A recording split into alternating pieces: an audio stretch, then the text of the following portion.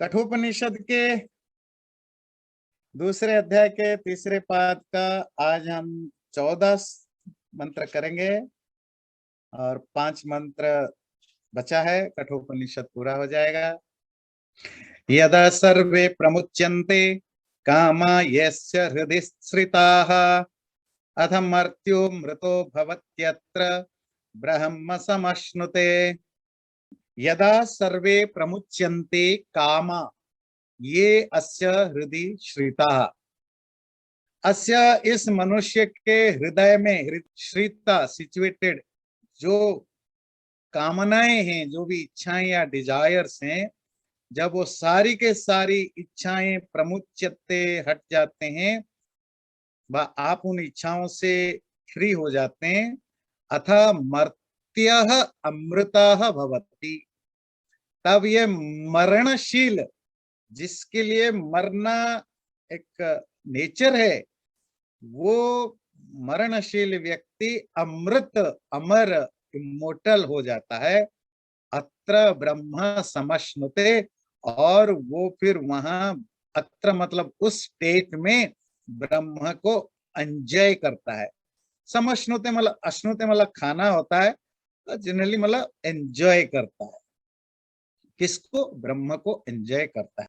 जब व्यक्ति की सारी इच्छाएं जो उसके हृदय में या मन में है, सब इच्छाएं नष्ट हो जाती हैं, तब वो जो मरने वाला व्यक्ति जो मरता रहता है, अमर हो जाता है। और थर्ड जो है, वो उसके बाद ब्रह्म को अश्नुते एंजॉय करता है। गीता में आता है ना निष्काम कर्म। तो बहुत सारे लोग पूछते हैं, निष्काम मतलब doing something without any desire, इच्छा के बिना काम करना। तो ये पॉसिबल कैसे होगा? डेफिनेटली ये पॉसिबल नहीं है। मनुस्मृति में भी आता है कि इच्छा के बिना तो पत्ता भी नहीं हिलता, कुछ भी नहीं होता है। मतलब अगर इच्छा ही नहीं होगी तो आपको ब्रह्म प्राप्ति ही कैसे होगी? मतलब पहले तो आपको ये इच्छा करनी पड़ेगी ना कि मुझे आत्मज्ञान पाना है, तभी आप साधना करेंगे। बिना इच्छाएं के थोड़ी होती है, तो इच्छा करनी पड़ती है। पर जब आप प्रैक्टिस करते हैं, स्पिरिचुअल प्रैक्टिस करते हैं, यम नियम आसन प्राणायाम, जो भी, जो भक्ति उपासना, वो हम अभी डिटेल में उसमें नहीं जाएंगे। जो भी स्पिरिचुअल प्रैक्टिस करते हैं, उसमें 2 चीजें आपको बेसिकली शुरुआत में अचीव करना होता है: डिटैचमेंट, वैराग्य, एंड विवेक। विवेक क्या होता है? The discrimination. विवेक जब इंटेलेक्चुअल यूज होता है तो इसका मतलब होता है डिस्क्रिमिनेटिव पावर। जो हमारे अंदर वो एबिलिटी है जो डिस्क्रिमिनेट कर सकें, और जब डिस्क्रिमिनेशन जो होता है उसको विवेक कहता है। ये 2 चीजों की जरूरत है। मतलब आप क्या करोगे? अच्छा, ये शरीर है, मैं नहीं हूं। ये मन है, ये शरीर नहीं है। तो जो जैसा है उसको आप वैसा समझते जाओगे, तो अपने आप विवेचन, डिस्क्रिमिनेशन होता जाएगा। शरीर क्या है, मन क्या है, बुद्धि क्या है, हृदय क्या है, आत्मा क्या है, परमात्मा क्या है, प्रकृति क्या है, यूनिवर्स क्या है, यूनिवर्स के तत्व क्या है, सबको आप डिस्क्रिमिनेट करते जाओगे। ये सिर्फ बुक पढ़ने से या सुनने से नहीं होगा। बुक पढ़ने से, सुनने से आपको थियोरिटिकल नॉलेज हो जाता है, आपको बेसिक हो जाता है। पर जब आप जो आपने पढ़ा या जो आपने सुना, उसको आप रियली खुद फील या रियलाइज करते हैं, तो जब रियलाइजेशन के पाथ में जब चलते हैं, तो आप 2 चीजों पर काम करते हैं। आपके विजडम को इतना शार्पन बनाते हैं, इतना आप पॉलिश्ड बनाते हैं कि वो प्रॉपरली डिस्क्रिमिनेट करे। 0.001% भी मिस्टेक ना हो, जो जैसा है उसको एज इट इज हमारे सामने रखे। कौन? आपकी बुद्धि या आपका विजडम। पहली चीज उसके लिए काम करते हैं। दूसरा होता है डिटैचमेंट, वैराग्य। जो एक्सटर्नल चीज बनते गए, उनको आप, उनसे मेंटली अपने आप को अटैच करना आप छोड़ते जाएं। शुरू शुरू में जो आपके शरीर से बाहर की चीजें, पहले उससे आप डिटाच करने की प्रैक्टिस करते हैं, क्योंकि अंदर के बारे में तो अभी आप गोलमोल हैं, आपको समझ में नहीं आता है ये बॉडी, माइंड, इंटेलेक्ट, आत्मा, ये क्या चीज है, क्या भला है, ब्रेन। तो जैसे जैसे आपकी विवेक शक्ति बढ़ेगी तो आप अंदर भी फिर डिटाच करना शुरू करेंगे, क्योंकि पहले तो आपको डिस्क्रिमिनेट करना पड़ेगा ना। तो आपने सोचा अच्छा ये बॉडी जो है, अच्छा ये बॉडी का रोल ये है, तो अब आप बॉडी से भी डिटाच होने लग जाते हैं। ये जो डिटाचमेंट, निरासक्ति की प्रैक्टिस है, उसको जब जैसे जैसे आप करते जाएंगे, देखिए हर जगह आपकी इच्छा तो काम कर रही है ना। मंत्र ने बोला जब आपकी इच्छाएं सब दूर हो जाए, इच्छाएं तो काम कर रही है, अब वो करती रहेगी। कब तक करती रहेगी? जब तक आपकी विवेक विवेक और वैराग्य 100% अचीव्ड ना हो जाए। हाँ, उसके बाद एक ऐसा सटन स्टेज आ जाता है जब आप प्योरली विवेक का, आपका विवेक बिल्कुल एब्सोल्युटली शुद्ध हो जाता है, प्योर हो जाता है। आप हर चीज को क्रिस्टल क्लियर देख सकते हैं, समझ सकते हैं, मतलब रियलाइज कर सकते हैं, और हर चीज से आप डिटाच हो गए हैं, तो आपकी कोई इच्छा नेचुरली बचेगी ही नहीं।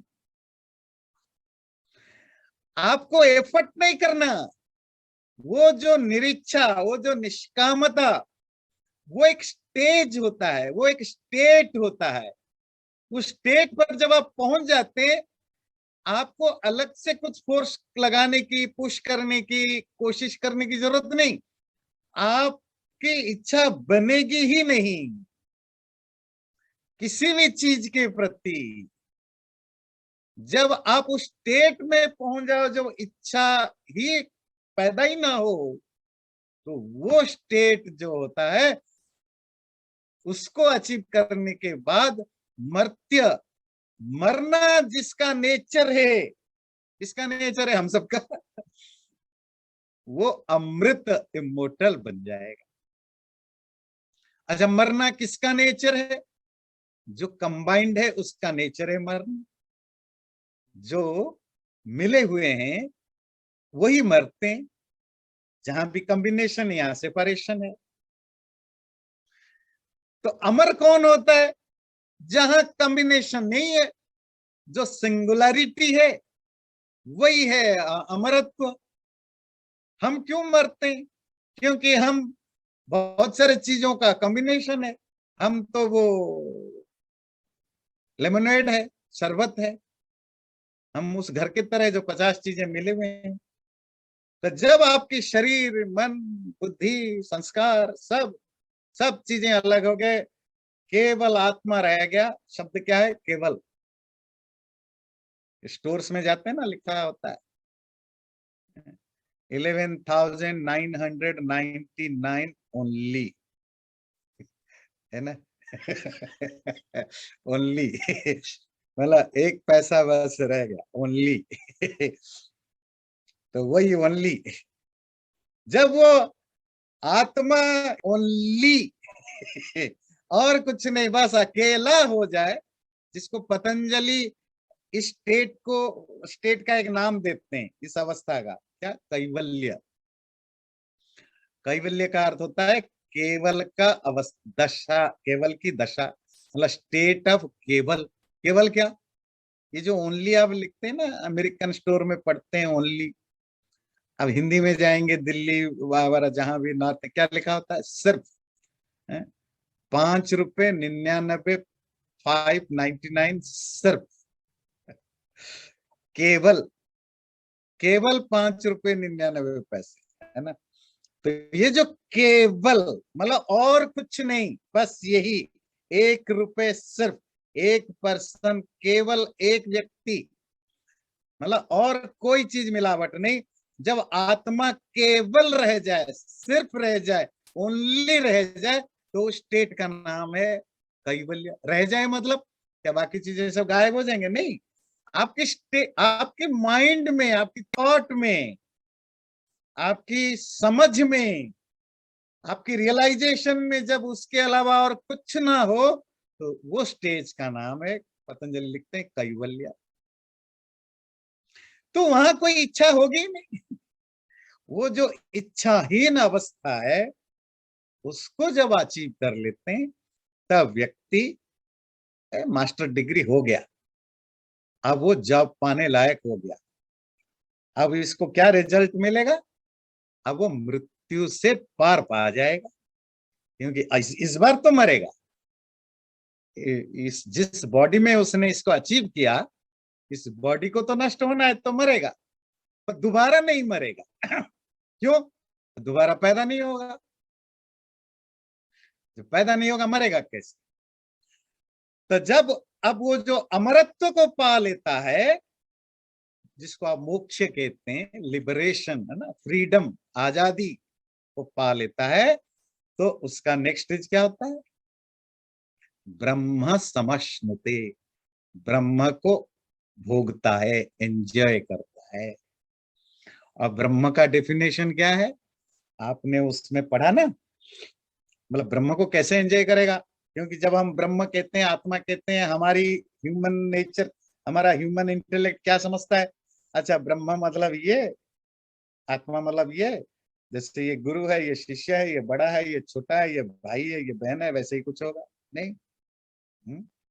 ब्रह्म का स्वरूप क्या बताया? सत्य चित्त आनंद स्वरूप। तो ब्रह्म का जो बॉडी है वो तीन चीजों से बना है। क्या चीज? एक है सत्ता, एग्जिस्टेंस, इटर्नल एग्जिस्टेंस, उसका एक कंपोनेंट है उसकी एग्जिस्टेंस का। चित्त, कॉन्ससनेस, चेतना, चैतन्य, उसकी उसकी जो स्वरूप लक्षण में आपने वेदांत दर्शन के शुरू के पहला दूसरा सूत्र में पढ़ा है, नहीं किसी को याद है या नहीं सुना है तो आप देख सकते हैं यूट्यूब में, उसमें तो उसकी चेतना स्वरूप। और तीसरा वो आनंद स्वरूप। आनंद भी परमात्मा का एक स्वरूप है। परमात्मा में आनंद नहीं है, इट्स ए रॉन्ग स्टेटमेंट। आनंद ही परमात्मा है ना। तो वो जो सत चिद आनंद स्वरूप परमात्मा है, तो आत्मा क्यों ब्रह्म को, तो ब्रह्म को एंजॉय करने का मतलब क्या है? ब्रह्म कोई मिठाई है, कोई फल है, कोई ड्राई फ्रूट्स है? एंजॉय करने का है ना, आनंद है। ये ऋषि मुनि लोग थोड़े ही गधे बेवकूफ थे, फालतू के टाइम पास करते थे। ये कोई हिप्पी की तरह थोड़े ही है कि भाई बोर हो गए इधर उधर भटको, कपड़े छोड़ दो, गंजा खाओ, भांग खाओ, पूरी जिंदगी दांव पर लगा देते हैं क्या अचीव करने के लिए? नहीं, स्मार्ट होते हैं। हम लोग रोज मजदूरी करते हैं, पहले आपने सुना ना, मजदूरी करते हैं, छोटे छोटे आनंद पाते हैं। उन्होंने देखा भाई ये तो मजदूर लोग हैं, हमें तो व्हाइट कलर जॉब करना है, हमें ये वाला जॉब नहीं चाहिए, ये जो रोज जाओ मजदूरी करो और वो रोज का पैसा लेकर के आओ, है ना, डेली वो पेमेंट, वो नहीं चलेगा। हमें तो बस एक ही बार इन्वेस्ट करना है, जैसे आजकल के बच्चे कहते हैं ना, भाई 5 साल तक जॉब करना है, मैक्सिमम 10 साल तक।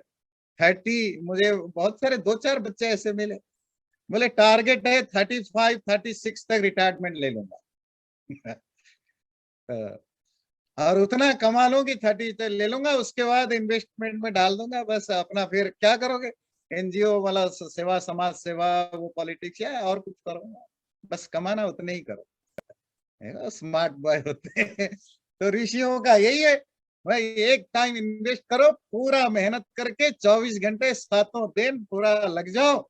एक बार आपने कर दिया, फिर तो जी बैठ के खाते रहो, करोड़ों करोड़ों सालों तक, ट्रिलियन ट्रिलियन ईयर्स तक एंजॉय करो उस आनंद को। वो आनंद कौन है? वो परमात्मा ही आनंद है, ब्रह्म आनंद है ना। एंजॉय करो। जब तुम्हारी सारी कामनाएं, हृदय में रहने वाले सारी कामनाएं चली जाती हैं, तब अमर्त्य मरणशील व्यक्ति मोर्टल बिकम इमोर्टल, और तब देन वो ब्रह्म समश्नुते, ही अटेन्स द ब्रह्म। यदा सर्वे प्रभिद्यन्ते हृदयस्येह ग्रन्थयः अथ मर्त्यो मृतो भवत्येतावत्यनुशासनम्। यदा सर्वे प्रभिद्यन्ते हृदयस्य इह ग्रंथय, जब इसी जीवन में हृदय की सारी ग्रंथियां गांठें जब वो सब टूट जाते हैं, प्रभिद्यन्ते, अथ तब ये जो मोर्टल पर्सन है, जो मरणशील व्यक्ति है, वो इमोर्टल अमर हो जाता है। एतद ही एव अनुशासनम, यही हमारा शास्त्रों का इंस्ट्रक्शन है, या यही हमारे शास्त्रों का टीचिंग है, या मैसेज है, एडवाइस है। पहले मैं बताया जब तुम्हारी इच्छाएं सब शेष हो जाती है, एंड हो जाता है। दूसरे में बताया जब तुम्हारे दिल की सारी गांठें जो नट्स हैं वो टूट जाते हैं। ये नट्स कौन होते हैं? गांठें जो आपको नेट में फंसा के रखता है। हमारी जो इमोशंस है, प्यार, नफरत, है ना, गुड फीलिंग, बैड फीलिंग, ईर्ष्या, द्वेष, जेलेसी, एनवी, ग्रीड, लालच, इल्यूजन, ये सब चीजें, और जिसके कारण हम अच्छा या बुरा करते हैं, कुछ ना कुछ अच्छा या बुरा करते हैं। जब अब अच्छा या बुरा करते हैं, उसे क्या होता है? उसका संस्कार बनता है, कर्म संस्कार। वो संस्कार आपके सबकॉन्शियस में इकट्ठा होता है, फिर वो क्या करते हैं, आपका फ्यूचर क्या होगा उससे फिर डिसाइडेड होते हैं। उसके बेस पर आपको रिजल्ट मिलता है, उस रिजल्ट को भोगते भोगते फिर आप और कुछ करते हो, फिर इवन आप इन बिटवीन अगर आपका डेथ हो जाता है, बॉडी अलग हो जाता है, फिर नेक्स्ट लाइफ में वो कंटिन्यू करता है, जो जितना रह गया तो आप चक्र में पड़े रहते हो। तो ये जो यही है गांठें, और ये गांठें बेसिकली हमारी जो मन की गांठें, जिस तरह की हमारी सोच है, जो इमोशंस हैं, जिसके बेस पर, या फीलिंग्स है जिसके बेस पर हम डिसीजन लेते हैं, काम करते हैं। वो काम फिजिकल हो, मतलब शरीर से, ओरल वाणी से, या मेंटल मन से, यही सब गांठें हैं। अब ये गांठें सब टूट जाएंगी जब जब ये गांठें टूट जाएं, ये जो पेयर्स ऑफ अपोजिट फीलिंग्स हैं, अब आप प्योरली इमोशनलेस, किसी भी तरह का मेंटल प्रोसेस से आप रहित हो जाते हैं। अभी भी आप काम कर रहे होते हैं।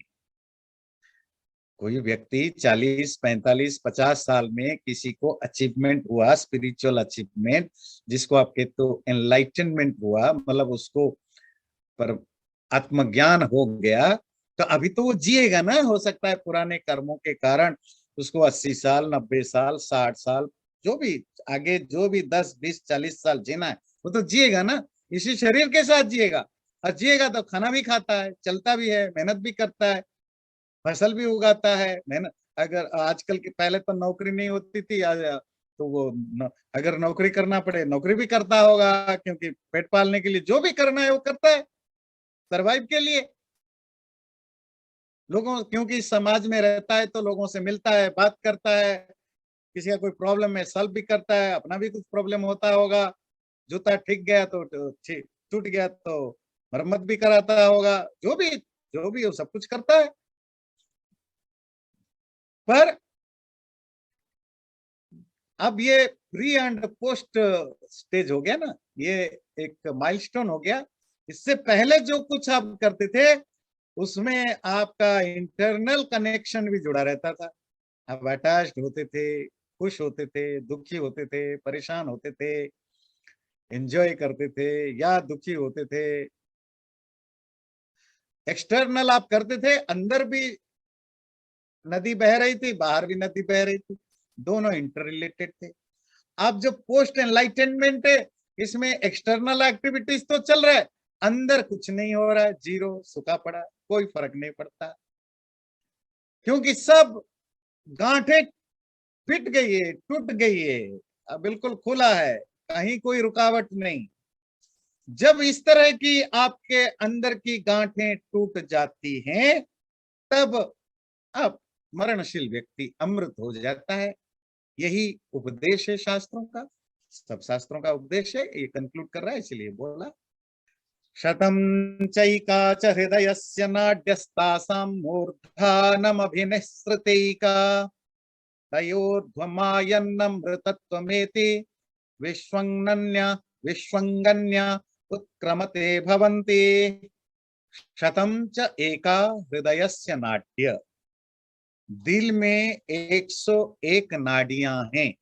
तासाम मूर्धानम अभिनिसृता एका, उन 101 जो वेन्स हैं या जो नर्व्स हैं, उनमें से एक नर्व सर की ओर जाती है। तया ऊर्ध्वम आयन, उसी नर्व के द्वारा, नाड़ी के द्वारा आत्मा आकर अमृतत्वमेति, अमृत को प्राप्त कर लेता है, अमर हो जाता है, मोक्ष को पा लेता है। विश्वं अन्यः, बाकी जो जितने भी लाखों करोड़ों जो आपकी नर्व्स हैं, वो आपके आत्मा को बाहर निकालने में यूज होते हैं। आत्मा बाहर निकलती है दो स्टेट में। रेगुलर स्टेट है जब हम मरते हैं, और जो थोड़ा एक्सक्लूसिव सिचुएशन होता है जब आप परमानेंटली मरते हैं, मतलब दोबारा आप मरेंगे नहीं, मोक्ष को पा जाएंगे, जन्म नहीं मिलेगा। ये रेगुलर डेथ और जो स्पेशल डेथ के वो डिफरेंशिएट करता है। वैसे बॉडी में कितनी नर्व हैं, कितने किलोमीटर माइल तक कितने तरह के नर्व्स हैं, ये इस उपनिषद का इस श्लोक में कोई उद्देश्य नहीं है। वैसे तो दूसरे उपनिषदों में काफी इसमें डिस्कशन हुआ है कि कैसे लाखों माइल वाले, लाखों माइल तक फैले हुए हमारे अंदर नर्व्स होते हैं, छोटे बड़े अलग अलग तरह के। उनमें क्या क्या डिविजन्स हैं, कौन सा मेन सिस्टम है, मेन नर्व्स हैं, फिर उनकी सब नर्व्स क्या है। तो जो नस नाड़ियां जिसको हिंदी में कहते हैं नस नाड़ियां, है ना, वेन्स हैं, नर्व्स हैं, तो ये सब उपनिषदों में भी है, आयुर्वेद में भी, धर्मशास्त्रों में भी डिटेल में वर्णन है। आज का जो श्लोक आपने पढ़ा उसका सिर्फ फोकस है मोक्ष और मृत्यु में डिफरेंट दिखाने के लिए। तो नॉर्मली जब हम मरते हैं, किसी ना किसी नर्व के थ्रू हमारा जो वायु है, एयर है, जिसके फोर्स से आत्मा निकलता है। और आत्मा कहाँ से निकलती है? बॉडी के किसी भी होल से। आपको पहले भी पता है, जितने भी बॉडी में छेद है, वो आता है ना, वो उपनिषद में ही आया था, इसी उपनिषद में एकादश द्वार, है ना। ये जो आत्मा है, पुरुष है, 11 दरवाजे वाले शरीर में रहता है, घर में रहता है। 2 आंख, 2 कान, 4, 2 6, 7 रोएं, 8 आप पेशाब करते हैं, मलत्याग करते हैं, 10 और ये ब्रह्मरंध्र है। यहाँ एक जो स्कॉल में जो बचपन में जो पैदा हुए तो जो थोड़ा हल्का सा रहता है, बाद में वो बहुत स्ट्रांग हो जाता है, टाइट हो जाता है। उसके अंदर एक छेद रहता है, वो हड्डी के अंदर। टोटल 11 अंदर। तो जब हमारा नॉर्मल डेथ होता है नॉर्मल लोगों का, तो आत्मा किसी भी छेद से, वो नाक से, कान से, आंख से, मुंह से, रोई के छेद से, कहीं से भी निकलता है। पर जो मुख्य के बाद, मुख्य पाने के बाद जो डेथ होता है, मतलब जब आप परमानेंटली बॉडी छूटता है, तो आत्मा ब्रह्मरंध्र से निकलता है। इसको रंध्र कहते हैं, छेद को, होल को। ब्रह्म कहते हैं जिसके, जहां ब्रह्म रहता है। वो अंगुष्ठ मात्र, आज भी पढ़ेंगे वो अंगुष्ठ मात्र वाला, अंगूठे के बराबर जगह जहां पर आत्मा रहता है, परमात्मा से मिलता है ना। तो वो ब्रह्म को पाने के लिए आत्मा जिस रास्ते को, जिस रंध्र को, जिस होल को यूज करके निकलता है, उसी को ब्रह्मरंध्र। इसीलिए लोक में भी, आम भाषा में भी इसको ब्रह्मरंध्र व ब्रह्मछेद के रूप में प्रसिद्ध हुआ। 101 नाड़ियों का जो जाल है दिल से, उनमें से एक नाड़ी जिसको हम सुषुम्ना नाड़ी कहते हैं, तो वो जो ब्रह्मरंध्र तक कनेक्टेड है। आत्मा जब परमानेंटली शरीर छोड़ता है, मतलब मुक्ति पा लेता है, तो वो इसी सुषुम्ना नाड़ी को यूज करके ब्रह्मरंध्र से बाहर निकल जाता है। तो मंत्र कहता है उस एक नाड़ी जो हृदय से सर तक है, उस नाड़ी के द्वारा जो ऊपर की ओर उठ करके आत्मा बाहर चला जाता है, तो अमृतत्व मेति, तब वो अमरत्व को, मतलब मोक्ष को, लिबरेशन को, इमोर्टैलिटी को प्राप्त कर लेता है। विश्वक अन्य बाकी जितने भी नस नाड़ियां हैं, वो सब उत्क्रमण में, मरने में, अर्थात आत्मा को निकालने के साधन बनते हैं। मतलब वो बाकी नाड़ियों से जब आपका आत्मा निकलती है इसी शरीर रंध्र के थ्रू, वो सब के सब तो आपके चक्र में, आप शरीर से निकलता है फिर दूसरे शरीर को प्रवेश करता है, तो इस तरह वो चलता रहता है।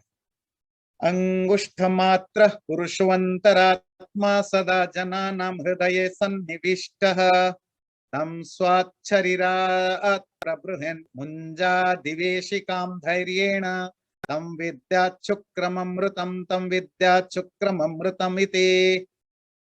अंगुष्ठमात्रः पुरुषः, वो अंगूठा थंब के साइज का वो पुरुष, अंतरात्मा जो अंदर रहने वाला जो आत्मा, सदा जनानाम हृदये सन्निविष्ट, हमेशा लोगों के दिल में रहने वाला, सब प्राणियों के दिल में रहने वाला, तम उस आत्मा को स्वात शरीरात प्रबृहेत, अपने शरीर से निकाले, मुंजात इव इशिकाम धैर्येण, जैसे किसी, मुंजा एक पेड़ है जिससे झूठ बनता है, जैसे मुंजा पेड़ के जो स्किन है, फाइबर है, उससे जैसे उसके अंदर का डंडा निकल जाता है धैर्येण पेशेंटली, तम विद्यात शुक्रम अमृतम, उस आत्मा को शुक्र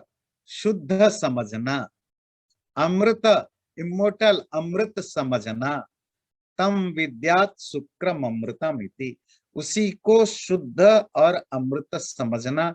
2 बार रिपीट हुआ, इति लगाया, वो तो हम बाद में बात करेंगे। वैसे अंगुष्ठ मात्र पुरुष अंतरात्मा सदा जनानाम हृदय सन्निविष्ट, पहली लाइन लेते हैं, अंगूठे के बराबर आत्मा अंदर रहता है, सब प्राणियों के हृदय में रहता है। अंगूठे के बराबर आत्मा नहीं होता, अंगूठे के बराबर स्थान होता है, क्योंकि उस स्थान में आत्मा रहता है, इसीलिए उसको अंगुष्ठ मात्र कहा जाता है। अंगूठे के बराबर क्या, तैत्तिरीय उपनिषद में इसकी डिटेल में डिस्कशन है कि आत्मा कहाँ रहता है। तो कहता है जहां बालों को 2 भाग किया जाता है, जो लोग बीच में से निकालते हैं, महिलाएं या पुरुष भी तो बहुत सारे होते हैं जो बीच में से ही निकालते हैं, तो उसके नीचे एक स्तन की तरह, ब्रेस्ट की तरह छोटा सा निकला हुआ है थंब जैसा, वो आत्मा का घर है, विश्व, आत्म विश्व, उसी को हृदय कहा गया है, हार्ट। ये हार्ट, ये नहीं जो पंपिंग मशीन है, जबकि ब्लड सर्कुलेशन को या ब्लड को क्लीन करने में काम करता है, इसकी बात नहीं करते, उसी को हृदय कहा, क्योंकि वहीं से पूरे शरीर को सारे ऑर्डर जाते हैं, निर्देश जाते हैं। वैसे भी मॉडर्न साइंस, मॉडर्न जो मेडिकल साइंस में भी हम मानते हैं कि सब कुछ ब्रेन से ही फंक्शन होता है, आपकी इमोशंस यही है, भूख यही है, प्यास यही है ना, सब डिजायर्स आपकी यहीं से चलते हैं, यहाँ से नहीं है, कि बाएं साइड के दिल से नहीं जो हम करते हैं। ये अमेरिका में भी जब ये नेशनल संघ आते हैं ऐसे रखते हैं ना, दिल में हाथ रख के, है? इसका मतलब है कि विथ फेथ, विथ डिवोशन, यही भाव है। पर दिल यहाँ थोड़े, ये तो पंपिंग मशीन है, यहाँ रखना चाहिए फीलिंग। खैर वो तो ठीक है, वो तो ट्रेडिशन होता है हर जगह। तो उस हृदय में वो आत्मा रहता है, तो परमात्मा कहाँ रहता है, जी हृदय में रहता है। अच्छा जी, आप तो साल भर से चिल्लाते थे परमात्मा सब जगह है, सब जगह है, सब जगह है, कण कण में है, फिर आज कहते हो कि वो छोटा सा अंगूठे मात्र वाले जगह में रहता है। नहीं, वो सब जगह है, यहाँ भी है। तो फिर यहाँ होने का क्यों स्पेशली रेफरेंस दिया? क्योंकि आत्मा परमात्मा को यही मिलता है। क्यों? जब परमात्मा सब जगह है, मेरी मर्जी, मैं उसको अमेरिका में मिलूं, अफ्रीका में मिलूं, इंडिया में मिलूं, काशी में मिलूं, बनारस में मिलूं, त्रिपुरा में मिलूं, मैं वो उगांडा में मिलूं, जापान में मिलूं, आपको क्या प्रॉब्लम है? मैं मंदिर में मिलूं, मस्जिद में मिलूं, मैं कहीं भी मिलूं, आपको क्या प्रॉब्लम है? वो तो सब जगह है। नहीं, सब जगह है, पर तुम उसको थोड़े मिलते हो। तुम्हारी क्या औकात है मिलने का? जब तुम कहते हो तो तुम तो शरीर, मन, बुद्धि, आत्मा का कॉम्बिनेशन हो। तुम्हारी है ही नहीं। तुम्हारे ना तुम ना वर्थी हो उसको मिलने का, ना तुम्हारे वो एबिलिटी है। तो कौन मिलता है? आत्मा परमात्मा से मिलता है।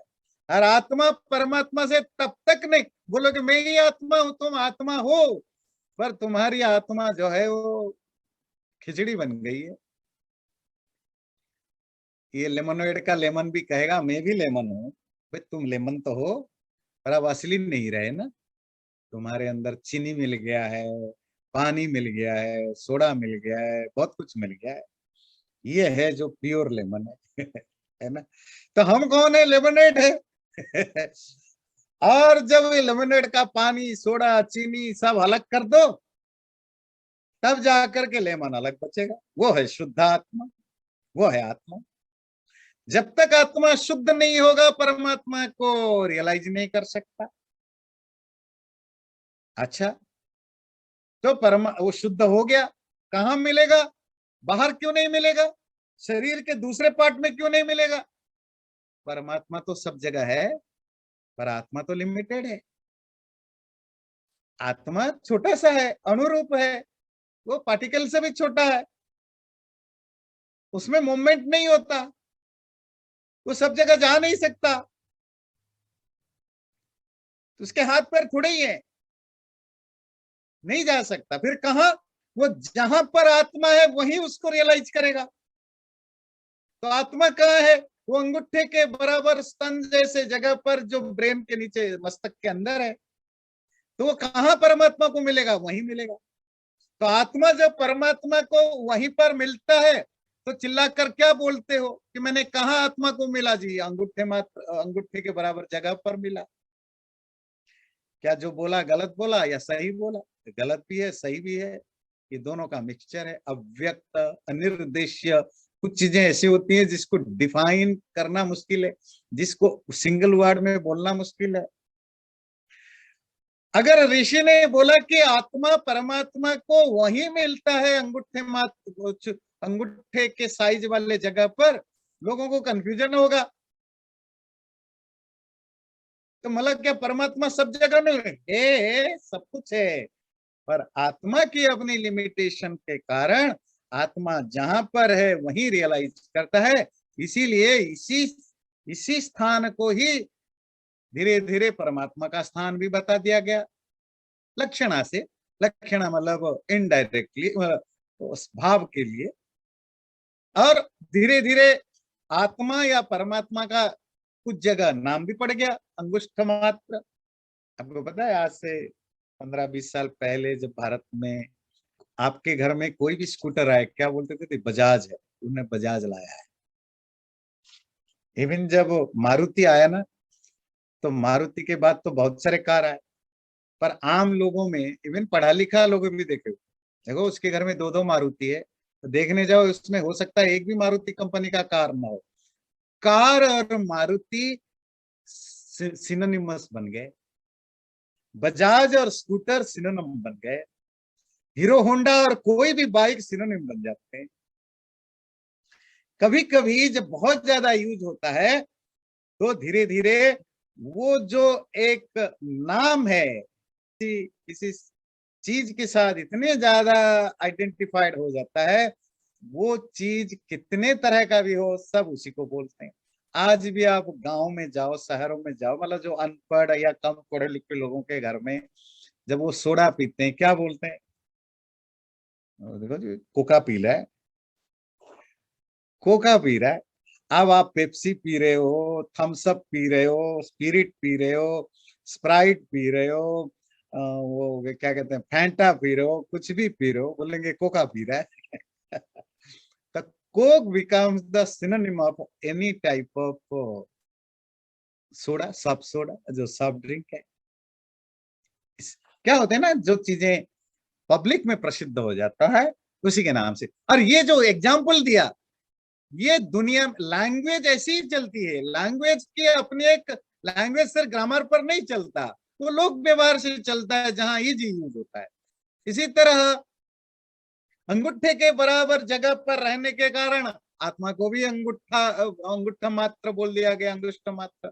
ब्रह्म को भी अंगुष्ठ मात्र बोल दिया गया, क्योंकि ब्रह्म वहीं रियलाइज्ड होता है तो सब जगह होता है, तो इसीलिए ये बोला। पहला लाइन क्लियर हो गया। अंगुष्ठ के बराबर वो आत्मा जो अंदर रहता है, सब लोगों के हृदय में रहता है।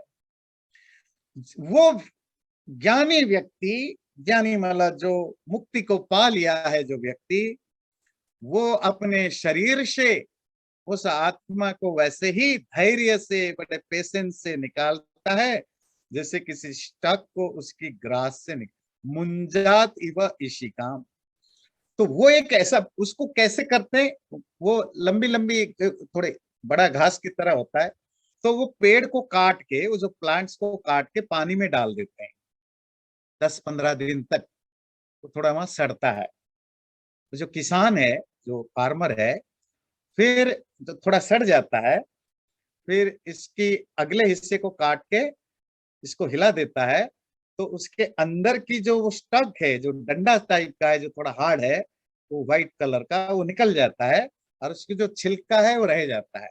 वही छिलका को वो फिर प्रोसेस करके उसी से वो जूट बनाते हैं, धागा, बैग, वो धागा बनाते हैं, फिर उससे वो कोरी वगैरह बनता है।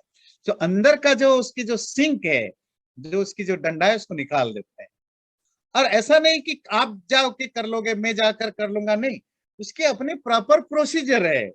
कैसे उस मुंजा प्लांट से, उसकी छिलका से उस डंडे को निकालना है, उसके अपने प्रोसीजर है।